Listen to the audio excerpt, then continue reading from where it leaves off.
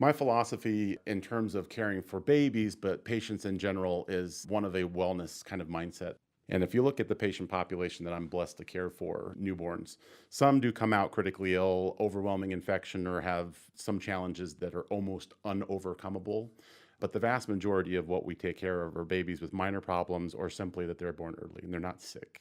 We can make them sick by the care we provide. Do you have any favorite stories that you could share from your work life as a doctor with any patients that maybe influenced you? Macy always comes to mind. Macy was born 17 weeks early, and this was 9 years ago. Weighed 500 some grams, huge risk for anything and everything we did in terms of one small error would end her life. And so the concept of harm getting to her was not tolerable to me. And historically, we would take care of those babies on a radiant warmer, like a French dry warmer, and that would keep them alive, keep them warm, but would drive all kinds of different fluid and electrolyte changes that obligated us to check frequently what their fluid and electrolyte status was. And that involved a poke. So pain, breaking the skin, taking some blood, spending some resource to do that.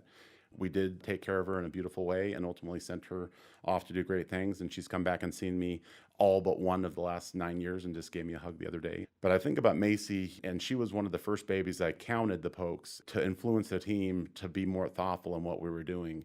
Because when I showed up and I started challenging how the care was being provided, and I did it in a thoughtful way, people thought I was crazy. We've always checked these things, and we've always looked at a blood gas after we took the baby off the ventilator.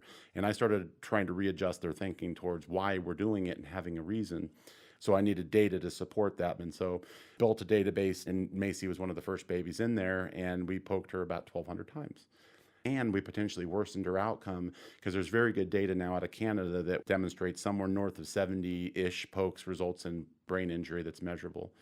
And looking at Macy, you would have no idea, one, that she was a preterm baby at 23 weeks. She's brilliant. You've seen her, and she's awesome. But I look at her and say, we could have done better.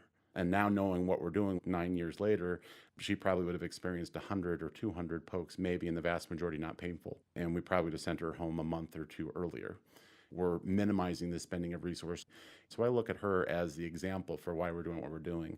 Macy stands out as a reason for the passion and for the work and for the sacrifice of what it takes to do something really impactful that leaves a legacy.